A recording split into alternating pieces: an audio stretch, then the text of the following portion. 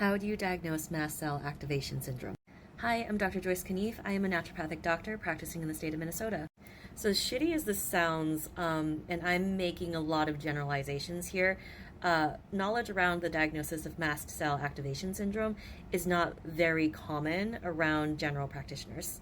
And this is just has been my experience. So there's that, and then also mast cell activation syndrome in of itself is also very difficult to diagnose just using laboratory tests. The most common lab test that is used to see whether or not there is evidence of mast cell activation syndrome is a serum tryptase.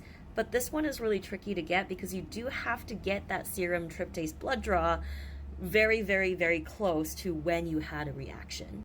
And I mean like hours close, like between 1 and 4 hours of you having that reaction.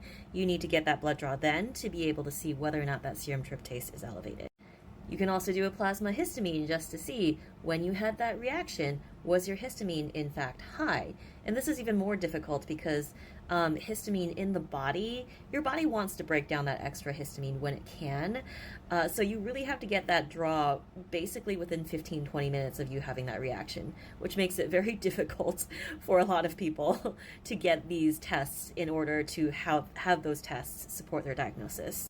Other tests like prostaglandin D2 or urinary methylhistamine, those are 24-hour urine collections, which means you have to carry a jug around with you and collect all of your urine in 24 hours to see if those factors are present. And then after you get these tests done, it doesn't guarantee a diagnosis. Unfortunately, right now, a lot of the diagnosis of mast cell activation syndrome is criteria-based, which means you have to match certain symptoms, certain triggers, and then have these symptoms potentially improve with trials of mast cell stabilizers or antihistamines. So in order to get this diagnosis to be definitive, very oftentimes this is a long trial and error process with your doctor to be able to figure out what exactly is going on with you.